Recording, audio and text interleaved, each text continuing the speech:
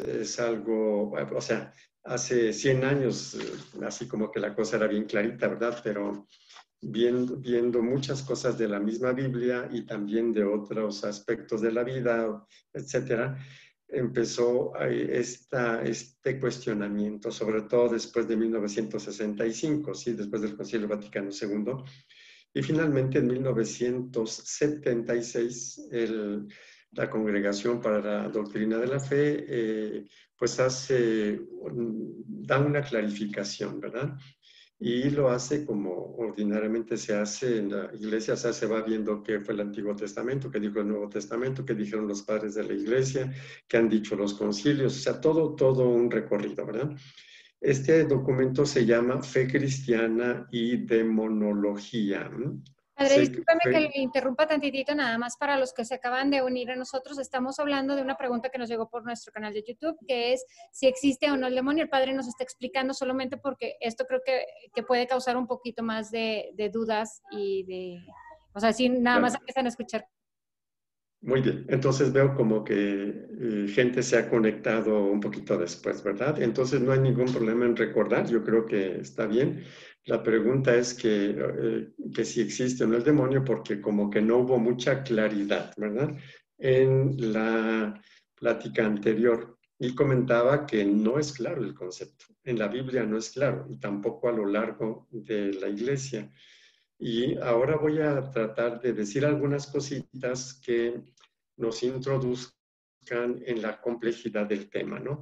Entonces, decía que hay un documento de 1976 que se llama Fe Cristiana y Demonología, donde pues la Congregación para la Doctrina de la Fe con todos sus teólogos pues hacen un recorrido de todo lo que se ha dicho, ¿verdad? Etcétera. Y y será una cosa útil, en su momento lo volveremos a retomar otra vez. Pero, a ver, a reserva de que luego pueda detallarlo, ¿sí? Los escritos bíblicos más antiguos, ¿sí? Son bastante ambiguos, porque parece como que Dios mismo envía un espíritu tentador, ¿no? Por ejemplo, a David, Dios le manda hacer un censo y luego lo castiga por el censo, o sea, diciendo hiciste algo mal, pero entonces es una visión muy primitiva, ¿no? En el cual todo se atribuye a Dios, incluyendo las tentaciones, ¿no? Poco a poquito eso se va diferenciando y también el pueblo de Dios va aprendiendo un poquito también de otros pueblos. Donde empieza a diferenciarse ya, el hecho de decir, no, Dios no, o sea, es un poder opuesto a Dios, es después del exilio, ¿sí? Es decir, como unos 500 o poquito menos, 400 y tantos años antes de Cristo, ¿no? Porque la experiencia de Babilonia, el destierro en Babilonia, como lo vamos a ver el día de hoy, ¿verdad? Porque Roma es simbolizada con Babilonia, por ejemplo, el Imperio Romano, ¿no? Entonces, el imperio de Babilonia, el rey de Babilonia, vamos a decir así, en su corte tenía uno que era el acusador. Le podríamos ahora llamar el tentador, ¿sí? Y formaba parte de la corte del rey, ¿no? ¿En qué consistía el acusador? Entonces, el rey lo mandaba para que se disfrazara de paisano, se confundiera con la gente y empezara a hablar mal del rey a ver quién lo asecundaba, ¿no? Y después regresaba con el rey y decía, habla mal de ti, y el rey entonces, ¿sí? Es el acusador, es el tentador, ¿no? Es decir, es alguien que quiere inducir, ¿verdad? A ver quién se deja, ¿no? Y este es el nombre Satán, ¿no? Ahora, cuando se habla de esta realidad, el documento de la Iglesia dice, es muy difícil definir esto. Lo que no podemos negar es la realidad demoníaca, es decir, el hecho de que el ser humano fácilmente quede seducido por aquello que no es Dios. Y lo vamos a ver muy claramente en el Apocalipsis. O sea, vamos a retomar un poquito esos capítulos de 12 y 13 sobre todo, ¿no? Donde aparece toda esta cuestión. Pero aquí, entonces, la primera cosita es que para ir entendiendo el mal y cosas por el estilo, pues ha habido un camino bastante escabroso. Otro problema son los nombres, ¿sí? Entonces, se le puede llamar demonio, Satanás, diablo, Lucifer, ¿verdad? Total que, bueno, tiene muchos nombres, ¿no? Y esto no es una casualidad, ¿no? Esto es porque se va nombrando a esa realidad, ¿no? Persona o no persona, es muy difícil definirlo, ¿no? Que nos seduce, ¿sí? ¿Sí? Y entonces, la palabra demonio es de origen griego, daimon, que significa espíritu.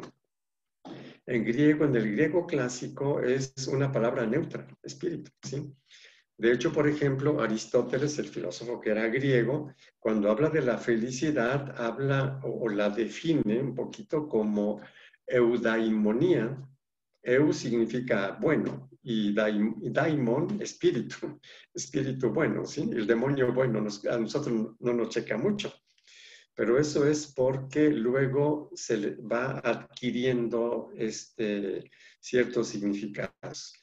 Después, esto mismo se puede explicar con el Satán, ¿sí? Que es el acusador, que es más de origen hebreo, ¿no?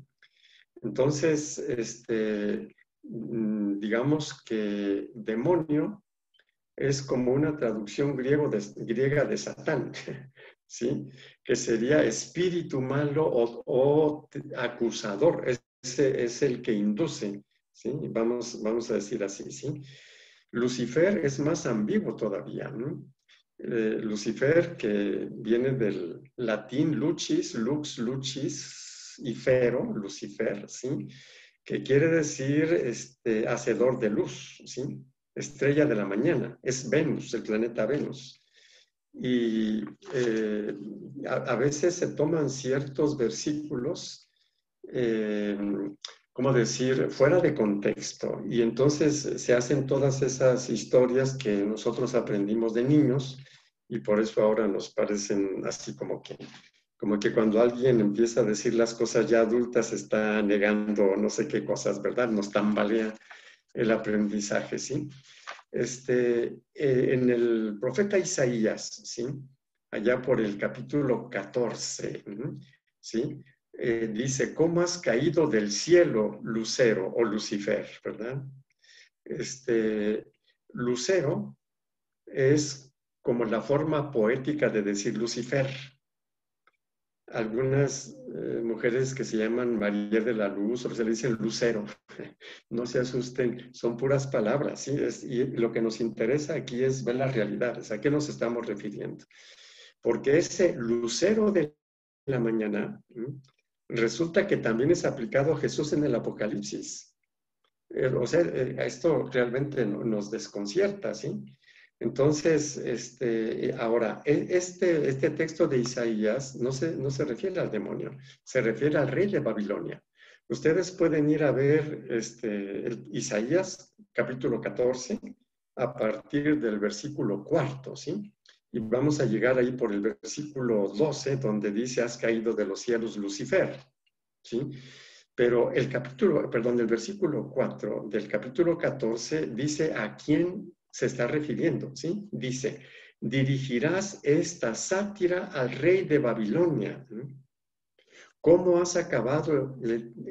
acabado el tirano? ¿Cómo ha cesado su arrogancia? ¿Sí? Se está hablando del rey de Babilonia. Dice, también tú te has vuelto débil como nosotros, dice en el versículo 10 del capítulo 14. Y luego en el versículo 12, cómo has caído de los cielos hasta el fondo, Lucifer. ¿Sí? Está hablando del rey de Babilonia. En el Evangelio, igualmente, la palabra demonio o Satanás o lo que sea es usado también de muchas formas. En algunas traducciones, por ejemplo, cuando Jesús cura a la suegra de Pedro, algunas traducciones dicen, y el demonio de la fiebre la dejó, ¿sí? Es decir, del espíritu de la enfermedad la dejó. Pero ya lo comentamos en otra ocasión. Quizá el texto evangélico más significativo es cuando Jesús le dice Satanás a Pedro, ¿sí? No, ¿por qué? Porque Pedro está induciendo, ¿sí? Está tentando a Jesús. ¿En qué consiste la tentación? En que Pedro quiere apartar a Jesús de su misión, ¿sí? Recordemos muy claramente. Jesús les dice a sus discípulos, ¿quién dice la gente que soy yo? Y dicen, uno dice que Juan el Bautista. ¿Y ustedes quién dicen que soy yo? Y Pedro dice, tú eres el Mesías, el Hijo de Dios vivo. Perfecto. Pero Jesús continúa, sí. Pero el Mesías va a ser entregado a los hombres, va a sufrir la cruz, lo dice de otras palabras, ¿sí? Y eso a Pedro no le checa. Entonces Pedro toma a Jesús y se lo lleva aparte para decirle, Señor, eso a ti no te puede suceder, ¿sí? ¿Qué es lo que está haciendo Pedro? Pues la función de tentador, ¿no? Entonces, vamos a decir así, lo digo medio, Satanás es cualquier tentador, ¿no? Si Jesús se lo dijo a Pedro, ¿sí? Es algo así como el Buda, ¿no? De los budistas, ¿sí? Muchas personas creen que Buda es el mono, es la estatua, esa, no, el Buda. No como si fuera un dios o un ídolo. No, no, no. Buda significa sabio o iluminado, como ustedes gusten, ¿sí? Entonces los budistas le llaman Buda a cualquier persona iluminada. Es decir, Buda no es un personaje. Buda es una condición. Bueno, entonces en la Biblia encontramos, como decía, textos en los que se va entendiendo poco a poquito todo eso que este documento que les menciono, ¿sí? De 1976, le llama realidad demoníaca. Y es aquí donde la cosa resulta, bueno, requiere de una comprensión un poquito más amplia, ¿verdad? El hecho de decir, el problema no es que nosotros digamos si existe o no existe el demonio, así como me lo estoy imaginando. Pero ya vamos a ver cómo, para hablar de realidades no imaginables, se usan realidades, ¿sí? Como por ejemplo, lo vamos a ver el día de hoy si alcanzamos, y si no, bueno, pues hay más tiempo que vida, ¿no? Cómo pues va a haber dos combates escatológicos, a ver si hoy llegamos allí, si no, pues... y en el segundo habla de que la serpiente o dragón, ¿verdad? Que ahorita vamos a ver qué significa, es arrojado, ¿sí? Al lago de fuego y azufre. Y entonces, bueno, pues nosotros de chiquitos a lo mejor nos dijeron, pues realmente es azufre, ¿verdad? Es decir, ese material químico, ¿no? Que se llama azufre, ¿no? Yo me recuerdo, sí, algunas personas que cuando había olor a azufre, que era olor material, dicen aquí debe haber algo demoníaco, ¿sí? Entonces llegamos a esas situaciones, pues no tan adultas, ¿no? O sea, sí que deforman mucho las cosas. Y una de las cosas que nos dice el documento muy claramente y que también aquí es muy importante, ¿sí? En las enseñanzas muy simplotas que fueron sacadas de contexto, y lo vamos a ver ahora, hasta el dibujito existe, ¿no? Que estamos nosotros, y está el angelito de un lado y el demonio del otro, y nos dice uno y nos dice el otro, ¿verdad? Total que si somos buenos fue gracias al angelito, y si somos malos fue gracias a otro tipo, pero no soy yo el responsable, ¿sí? San Juan Crisóstomo, un padre de la iglesia de muchísimo peso, dice, no le echemos la culpa al demonio. No es el demonio el que somos nosotros, ¿sí? Y es San Juan Crisóstomo. Eventualmente, nos detendremos un poquito más en esto. Yo ahorita no me detengo mucho porque lo que vamos a ver ahora un poquito más detenidamente, ya lo vimos también la semana pasada, es sobre estos capítulos 12 y 13, ¿no? Que son prácticamente los que toda la gente medio conoce. Se les olvidaron todos los 11 capítulos y todos los que siguen después, sobre todo, que son los más importantes, ¿no? Entonces, esta cuestión. Entonces, Digamos que lo que el documento dice y lo que nosotros podemos entender es que existe la realidad demoníaca. ¿Mm?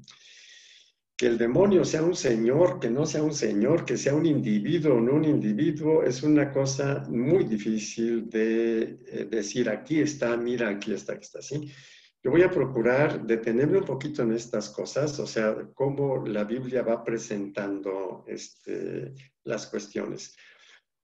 Hablar del demonio simbra a mucha gente, de eso estoy consciente, ¿verdad?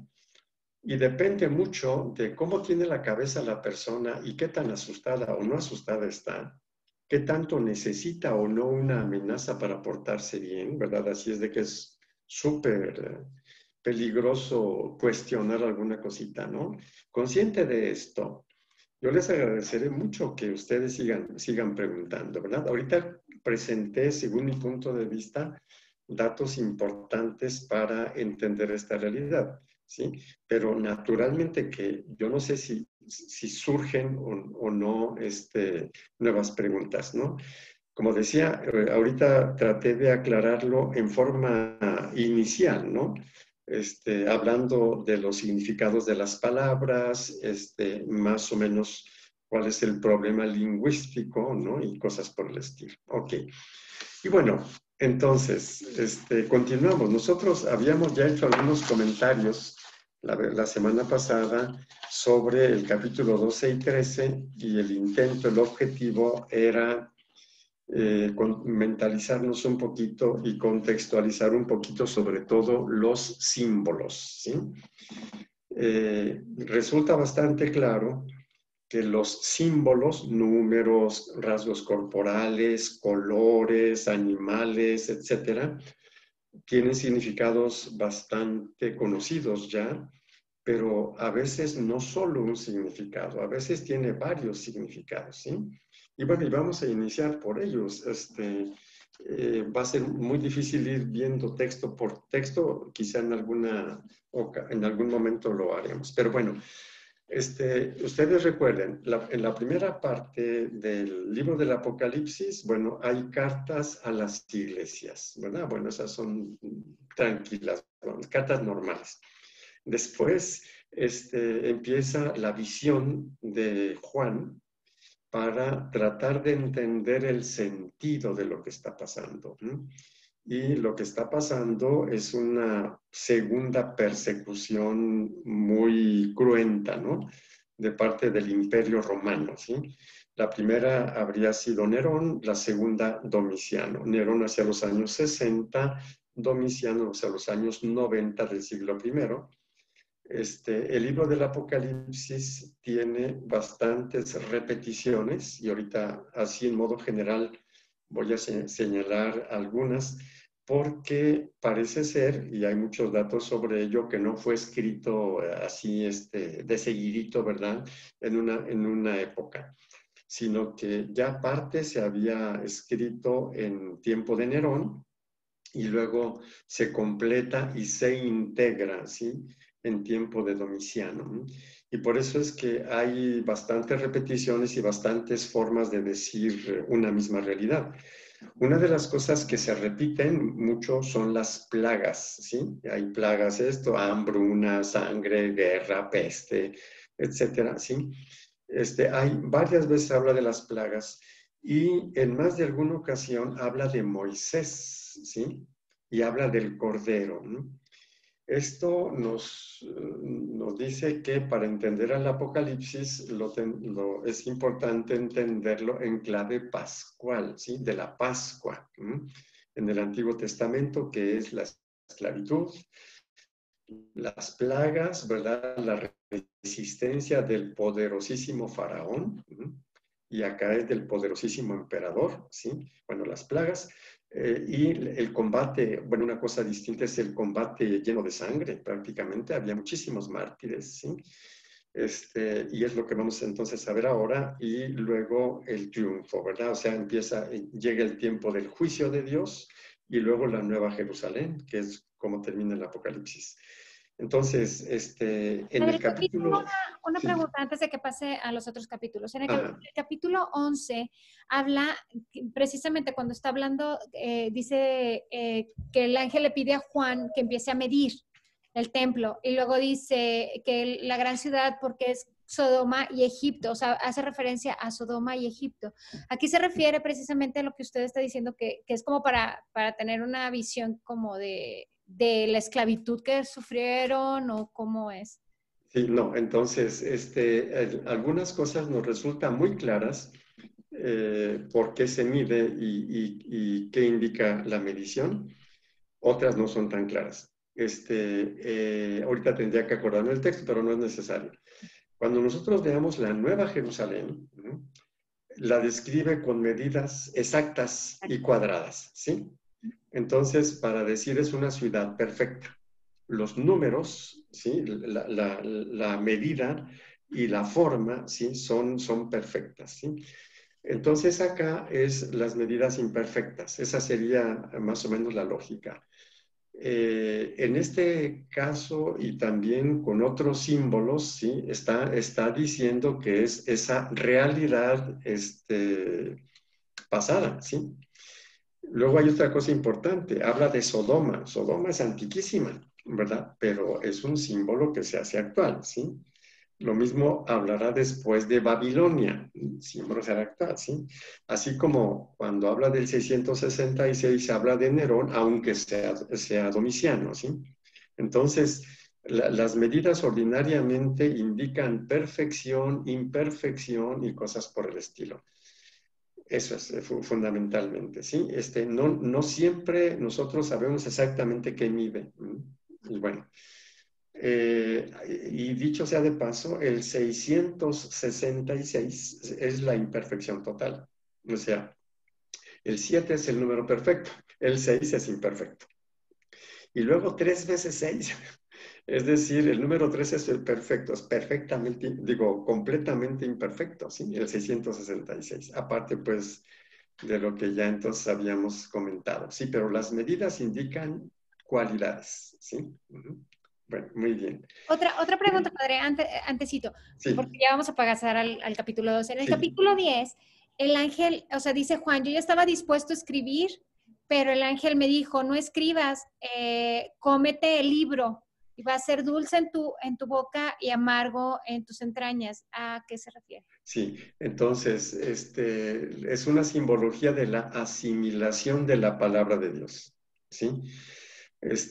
Hay palabras muy liberantes, pero muy duras mientras somos esclavos, ¿sí?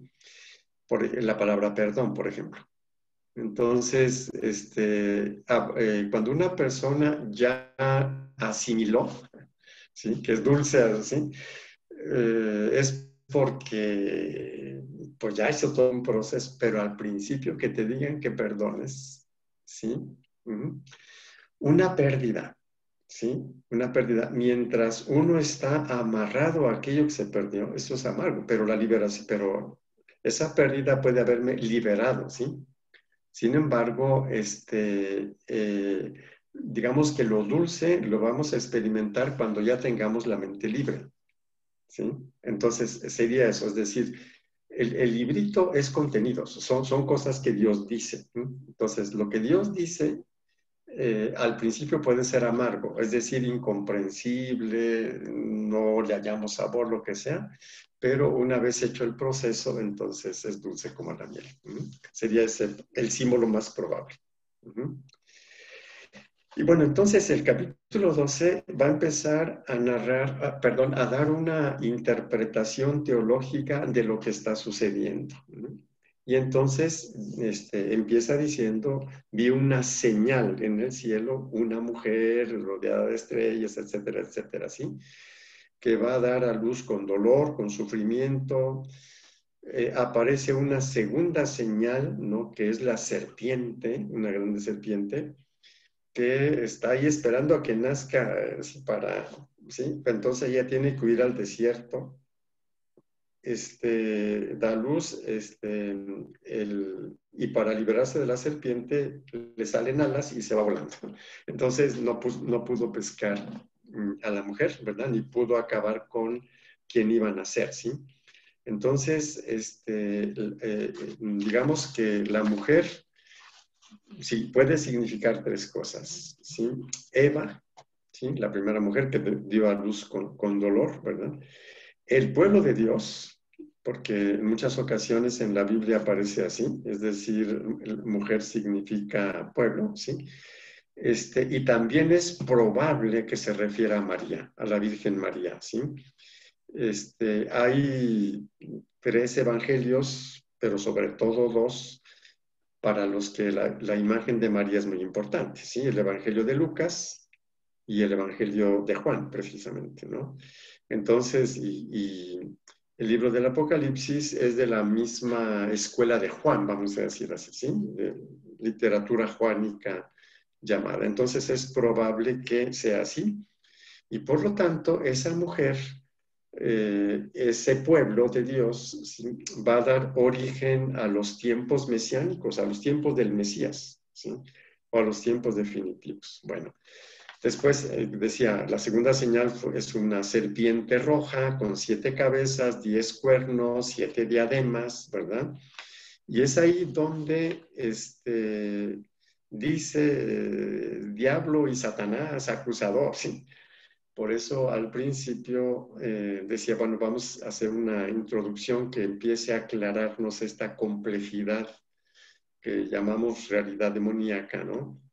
Y ya lo comentaba en su momento, acusador es el tentador, ¿verdad? El que incita a oponerse a Dios, ¿verdad?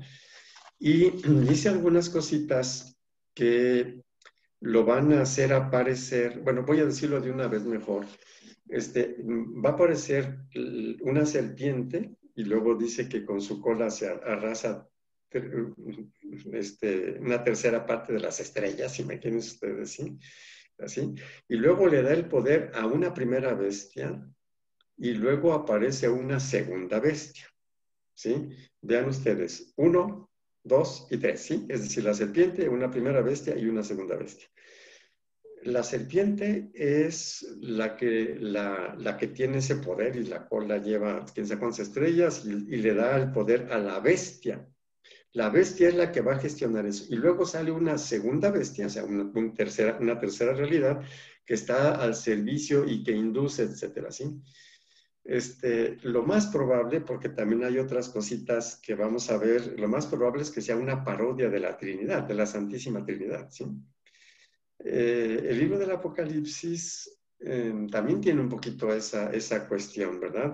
Aunque lo veamos en su momento, ¿sí? Cuando la bestia, que es el Imperio Romano, de repente tiene algunas cosas parecidas. Por ejemplo, hay un texto donde dice, hay un cuerno, ¿verdad? Es decir, un rey que probablemente parecía que iba a caer y vuelve otra vez, no es un remedio de la resurrección. Y dice, y todos quedan admirados, ¿verdad? Y dicen, ¿quién como la bestia? ¿Sí? Y está el arcángel Miguel, que Miguel significa quién como Dios, ¿sí? Entonces es como un remedio, ¿sí? Y es también como, como la tentación de la idolatría, ¿sí? Es decir, ver a la bestia o al imperio romano como el Dios, ¿sí? El grande reto es idolatría. Bueno, entonces aparece la serpiente allá en el cielo y luego la bestia. Digo, es una parodia tal cual de de la Trinidad. Se dice, bueno, que hay como un combate en el cielo, lo dice muy rápidamente, después lo va a decir de un modo más dramático, ¿no? Y la serpiente es arrojada a la tierra, no al infierno. Sí, sí, o sea, bien curioso, sí. La serpiente es arrojada a la tierra, lo dice en el capítulo 12, versículo 7, lo cual significa que fue derrotada. Así es, Dios va a ganar, o sea, Dios gana, ya lo comentamos al principio, y la serpiente es derrotada. En estos primeros versículos, bueno, después dice, ha llegado la hora de la salvación, ¿verdad? Del poder de nuestro Dios, de Cristo, etcétera, ¿sí? Hagan de cuenta que es como una primera versión, ¿no? De la derrota de la serpiente. que luego, como decía al principio, pues las realidades se dicen de varias formas, se dicen varias veces, ¿verdad? Y dicen tranquilamente, ellos, o sea, los mártires, la vencieron gracias a la sangre del Cordero, ¿verdad? Y no temieron la muerte, ¿verdad? Eligieron la vida sin temer a la muerte y cosas por el estilo. Esto lo tenemos sobre todo en los primeros 12 versículos del capítulo 12, ¿verdad? Es como una síntesis de esta victoria. En el capítulo 13, entonces, dice que surge del mar una bestia, ¿sí? Con 10 cuernos, 7 cabezas y 10 diademas. Las diademas indican que es rey, un rey poderoso. Las 7 cabezas, y aquí es donde, como comentaba al principio, hay algunas señales que son plurisignificativas, o sea, significan varias cosas, ¿no? En algunas ocasiones significa reyes, aquí también puede significarlo, pero resulta que la ciudad de Roma está construida sobre 7 colinas, ¿no? Es famosísimo eso, ¿sí? Las 7 colinas de Roma. Y en algunos de los textos habla de esta forma, ¿no? Aquí nuestro grande reto inteligente o de inteligencia es entender los conceptos como amplios, vamos a decir así, ¿sí? Si no queremos perdernos en todos estos detalles, entonces conviene que nosotros vayamos viendo el hilo conductor, ¿sí? Hay muchos textos que las 7 cabezas, que las diademas, que los cuernos, que la bestia, etcétera, ¿sí? Pero hay un hilo conductor en el cual se nos dice que la bestia es prácticamente el Imperio Romano, ¿verdad? Y bueno, y es aquí en este capítulo 13 donde se habla de que la bestia sufrió una herida, parecía que se moría, ¿no? Y está entonces la frase, ¿verdad? De quién como la bestia, ¿sí? Bueno, ya lo había comentado, ¿sí? En el capítulo 13, versículo 11, surge la tercera bestia, ¿sí? Una cosa interesante. Dice que tiene cara de oso, patas de no sé qué, leopardo, no sé qué, pero tiene unos cuernos como de cordero. Es una parodia del cordero pascual, ¿sí? Imagínense ustedes, hay una fiera y se pone ahí sí, sí, claro, es una ridiculización, ¿sí? ¿De qué cosa? Pues del intento de aparecer como el Mesías cuando no lo es, ¿sí? ¿Sí? Y la gente que se va ahí a adorar al emperador, ¿sí? Dice de esta bestia, ejerce todo el poder de la primera bestia en servicio de esta, ¿sí? Es decir, tiene todo el poder de la primera, pero al servicio de la segunda, perdón, sí, al servicio de ella, haciendo que la tierra y sus habitantes adoren a la primera bestia. Es una de las tentaciones de Jesús, ¿no? Es decir, todo esto te daré si te postras y me adoras. Aquí, bueno, conviene aclarar otra cosita. El grande reto, el grande problema aquí es el hecho de dejar el culto a Dios para seguir el culto al emperador. Peor cuando el emperador decía, quien no me da culto lo mato. Y había quien moría, que son los mártires, ¿sí? Entonces, el grande reto se llama idolatría, ¿sí? Que por tradición de los profetas y todo el asunto, en muchas ocasiones la idolatría se le conoce como prostitución, ¿sí? Entonces, por eso, más adelante se va a hablar de Babilonia, que es Roma, ¿sí? Como la gran prostituta, etcétera, ¿sí? Entonces, idolatría es prostituirse en términos, vamos a decir así, de fe y en términos espirituales, ¿verdad? Y dice, hace que todos se hagan una marca en la mano o en la frente, que es lo que creo me preguntabas la semana pasada, ¿verdad? Que se haga la marca de la bestia. Hace 8 días, así la pregunta respondía que, bueno, pues los que siguen al Cordero tienen la marca del Cordero. Ahorita ya después de haber visto cómo parodia, ¿sí? Cómo la Trinidad ya hace la parodia, ¿no? Que el Cordero ya hace la parodia, ¿sí? Igualmente, el bautismo nos da carácter. Bueno, pues entonces hace una cierta parodia hablando de la marca de la bestia. Aquí hago también una aclaración. Algunas personas sacan, bueno, el contexto, este versículo como si fuese la marca de una cosita de hoy, de no sé cuánto. Es una cosa mucho más profunda. Bueno, una persona que ha escuchado esto me decía, a mí me llamó muchísimo la atención porque nunca había yo oído, nunca me había imaginado que se pensara que este versículo del Apocalipsis se refiriera a las vacunas o al coronavirus o quién sabe a qué cosas, ¿verdad? Como lo vamos a ver al final, porque después de hacer el recorrido del Apocalipsis, vamos a ver que esta es palabra de Dios y como tal, o sea, Dios nos está platicando, ¿sí? Con con todos los libros de la Biblia, ¿sí? Estamos hablando con Él en forma amorosa, íntima. Uno dice, ay caray, aquí con esto, de veras ser así, no está asustando. Si se nos olvida la última parte del Apocalipsis, sí. Pero si no, ¿no? Sí. Vamos a ver que la cosa estuvo durita, la cosa fue sangrienta, pero es completamente, vamos a decir así, positiva. Sí, entonces, la marca de la bestia es una parodia de la marca del Cordero, ¿sí? Los que han lavado sus vestiduras con la sangre del Cordero. Y una cosita que ya había comentado la vez pasada, ¿no? Entonces, dice hacia el final, ¿no? Del capítulo 13, ¿no? Voy a leer el versículo porque, sí, para que no seamos ingenuos con ciertas cosas por ahí.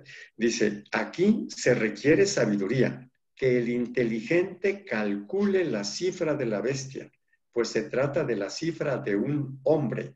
Su cifra es 666. Entonces, primero, hacia la premisa, aquí se requiere sabiduría.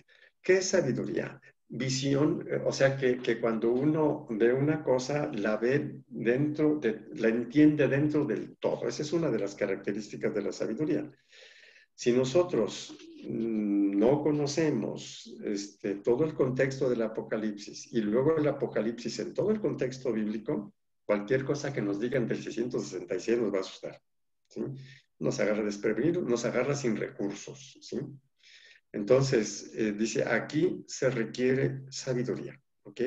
Entonces, que yo entienda los símbolos, entienda su contexto histórico, etcétera, y cómo esto me sigue hablando a mí ahora. Ya desde el principio lo hemos señalado, ¿sí? Cada vez que a mí se me derrumba algo, cada vez que yo siento que me destrozaron, ¿verdad? Que me martirizaron, Dios me habla aquí, ¿sí? Entonces, aquí hay otros textos donde dice, aquí se requiere sabiduría, ¿sí? Es decir, hay que entenderlo todo. Dice, que calcule la cifra de la bestia, ¿sí? Y se trata de la cifra de un hombre, ¿sí? No de un espíritu. Y entonces nosotros, bueno, ya con todo lo que hemos comentado y toda la simbología, ese hombre es el emperador romano. Primero Nerón, después Domiciano y todos los perseguidores pueden entonces entrar allí, ¿sí? El capítulo 14, ¿sí? Hace nuevamente una breve descripción de la corte celestial. Mucho más breve, pero ya en el capítulo 4 la había hecho más ampliamente. Recuerden ustedes, Juan dice, se abrió el cielo, había un trono supremo, alguien estaba allí, cabellera blanca, etc. Entonces, aquí lo dice de una manera bastante más breve, ¿verdad? Ya incluye al Cordero, por ejemplo, están los 144,000, o sea, incluye algunas otras cositas por ahí en una forma más breve, y ahí es donde los ángeles anuncian el juicio, la caída de la gran Babilonia, ¿sí? Babilonia ya había pasado, pero es el símbolo de Roma, ¿sí? El símbolo de quien los llevó al destierro y cosas por el estilo. Y luego en el capítulo 14, versículo 15, menciona el cántico de Moisés, ¿sí? Yo creo que más datos no se necesitan, o sea, está usando toda la experiencia del Éxodo, ¿sí? Y el lenguaje del Éxodo, por eso es el Cordero, ¿sí? Jesús, ¿sí? Entonces habla del cántico de Moisés y luego habla otra vez de plagas. Ya había hablado de plagas antes, ¿sí? Las 7 copas, ¿sí? Una úlcera maligna, el mar que se vuelve sangre, los ríos que se vuelven sangre, el fuego que que arrasa con todo, la sequía, etcétera, ¿sí? O sea, las plagas que en el Éxodo con Moisés fueron los que hicieron que el faraón se rindiera, ¿verdad? Y dice allá por el versículo 15, luego salió del santuario otro ángel gritando con fuerte voz al que estaba sentado en la nube. Mete tu hoz y ciega, porque ha llegado la hora de cegar la mies de la tierra, etc. Que nos recuerda a Jesús, ¿no? Que nos dice, sí, o sea, ahorita el trigo y la cizaña, pues van a estar juntos, sí. Pero llegará el tiempo de la siega. Y luego en el capítulo 5, el anuncio, bueno, las últimas plagas también, ¿verdad? Que son expresadas como la expresión del furor de Dios, como si Dios fuera furibundo, ¿verdad? Y aquí, bueno, es una pena si nosotros desconocemos la simbología, ¿verdad? Como si Dios fuese un iracundo o cosas por el estilo, ¿verdad? Y los que triunfan sobre la bestia cantan el cántico de Moisés. Otra vez se vuelve a hablar de Moisés, ¿sí? El capítulo 16 habla de las plagas, ¿verdad? El capítulo 17 inicia diciendo, entonces vino a mí uno de los 7 ángeles que llevaban las 7 copas, o sea, uno de los ángeles de las plagas, ¿verdad? Y me habló, ven, que te voy a mostrar el castigo de la célebre ramera que se sienta sobre grandes aguas, ¿sí? Y bueno, aquí veo que el tiempo se nos está acabando, pero entonces le habla la célebre ramera, ¿sí? Es decir, Babilonia o Roma, ¿sí? Es como una mujer, una ramera, sentada sobre las aguas. Esto ya nos va a conectar con la siguiente plática, ¿no? Que es, va a haber un momento, más adelantito, lo adelantamos, en el cual el triunfo soberano de Dios es que se acaban los cielos viejos y dice Dios, y hecho cielos nuevos y tierra nueva. Y luego dice, y el mar no existe ya. Uno dice, ¿por qué dirá el mar? Pues que no dijo que una tierra no existe. Porque no olvidemos, la bestia sale del agua, del mar, ¿sí? La mujer está sobre las aguas, ¿sí? Pues también es así, de donde sale la bestia, ¿sí? Entonces, aquí, ahora, si nosotros vemos capítulo 16 de Ezequiel, capítulo 23 de Ezequiel, el libro de Oseas, por ejemplo, ¿sí? Vamos a ver cómo la prostitución es expresión de la idolatría, o sea, de cambiar a Dios por, entre comillas, otros dioses. Y entonces aquí, bueno, hay otro texto donde dice que se requiere sabiduría. Estamos en el capítulo 17, versículo 9, ¿sí? Dice igualmente, aquí se requiere inteligencia, tener sabiduría. Las 7 cabezas son las 7 colinas sobre las que se asienta la mujer. Sí, entonces es conocidísimo que Roma tiene 7 colinas, está construida sobre 7 colinas.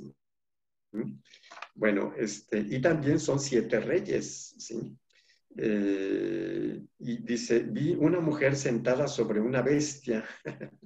La bestia tenía 7 cabezas y 10 cuernos, ¿sí? No sé hasta qué punto se puede ver, ¿cómo decir? Cómo los símbolos pueden significar varias cosas, involucran varias cosas. Y bueno, yo aquí me voy a empezar a detener, no sé si hay alguna cuestión, porque después en el capítulo 18 se anuncia la caída de Babilonia, ¿sí? Y luego en el 19 los cantos triunfales, y viene la cosa buena, digamos aquí la cosa positiva, ¿verdad?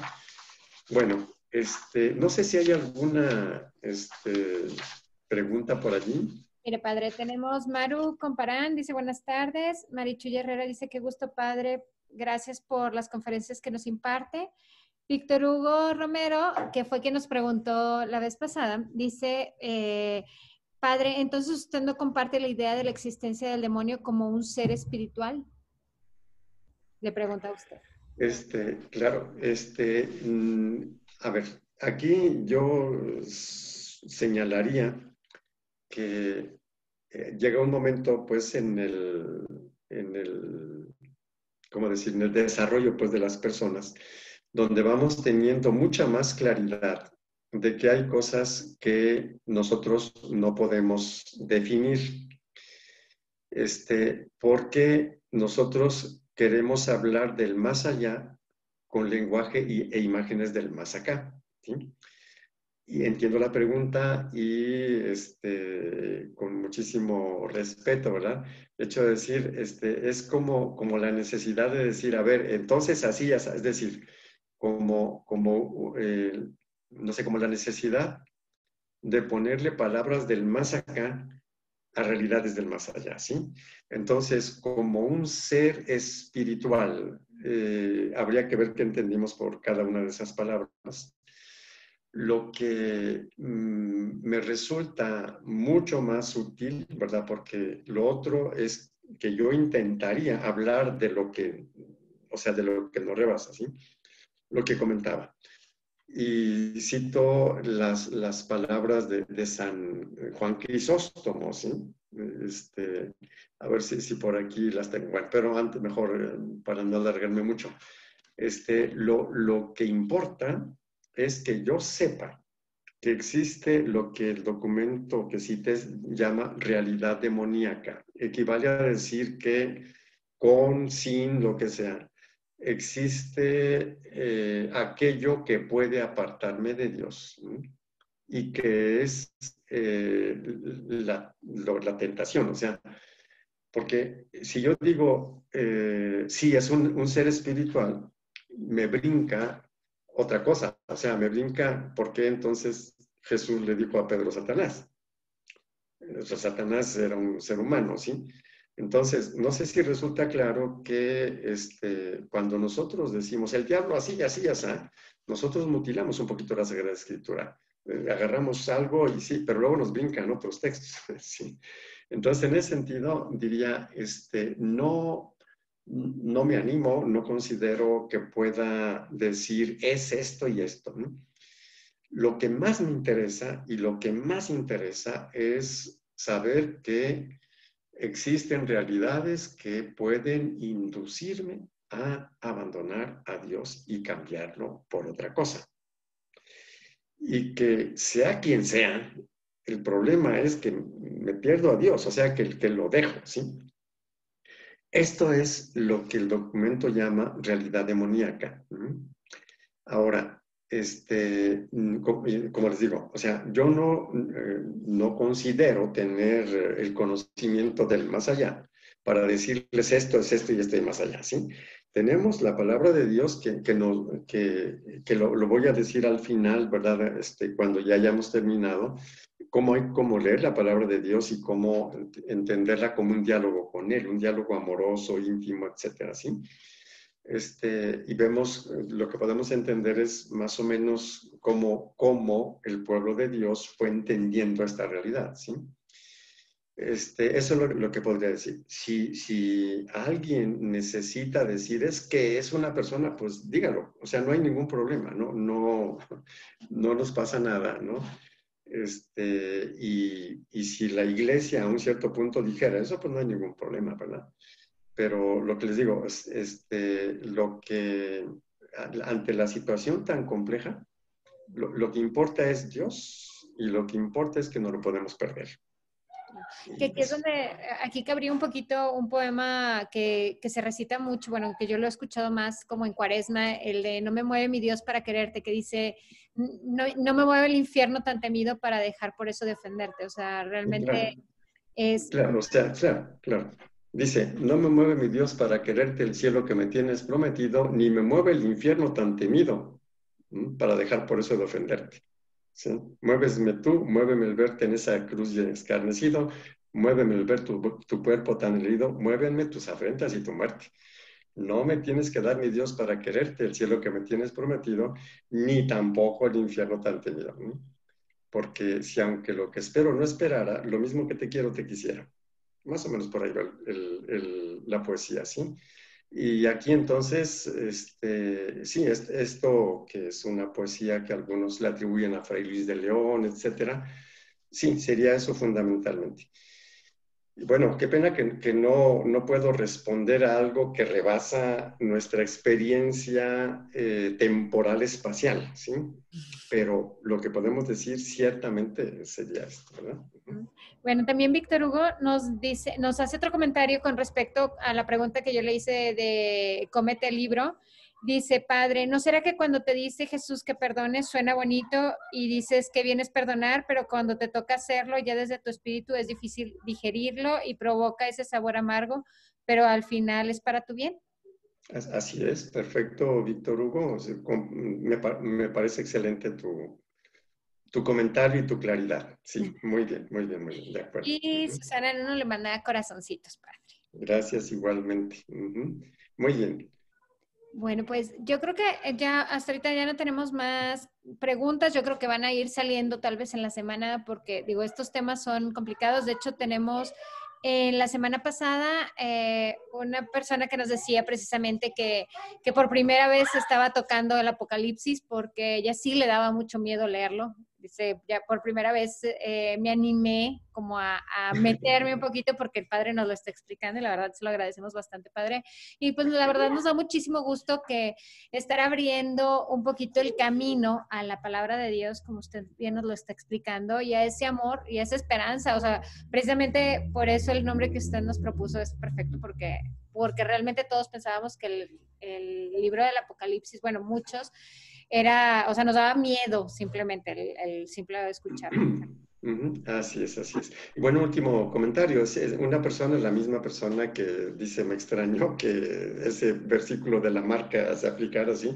Me decía que también una de las cosas más iluminadoras es que se vea el libro del Apocalipsis a la luz de la historia que está reflejando, ¿sí?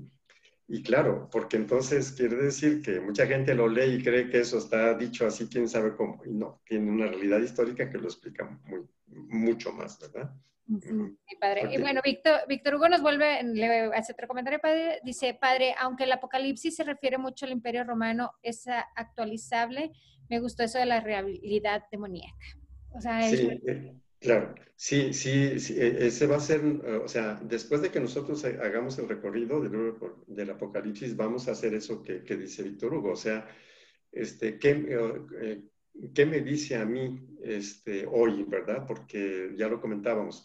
Si yo tomo el libro del Apocalipsis y leo algo y entiendo eso que leo a la luz del todo, yo sé que Dios me está diciendo a mí algo ahora. ¿Sí? A mí con pandemia y sin pandemia, o sea, no porque, o sea, se acaba la pandemia y se acabó el libro del Apocalipsis, pues no, o sea, es un mensaje, lo digo así muy rápidamente, es una victoria de Dios que pasó por periodos sangrientos. ¿Sí? Lo puedo decir ahora de este modo, y lo dice el libro del Apocalipsis, o sea, el hecho de decir, Dios me ofrece realidades maravillosas, ¿verdad? Que no fueron fáciles, que me costaron sangre, pero claro que valió la pena. Un poquito por ahí va a ir, pero para ello necesitamos también recordar algunas cositas de qué es la Biblia en cuanto a palabra de Dios, ¿verdad? Eso sería.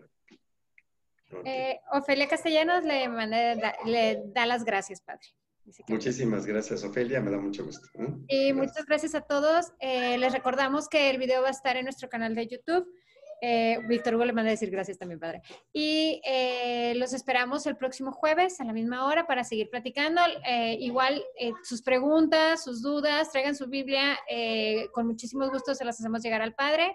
Si es una duda muy difícil, y nos la mandan con tiempo, o sea, difícil para nosotros, se la mandamos al padre con tiempo y el padre nos hace favor, como hoy mismo que traía ya preparado documentos mucho más preparado que si se lo hubiéramos dicho en el momento. Entonces, muchísimas gracias, padre, se lo Al agradezco contrario. bastante. Bueno, me reí porque mientras más difícil, mejor la pregunta. Ándele. Es un reto, Mejor, un reto. ok.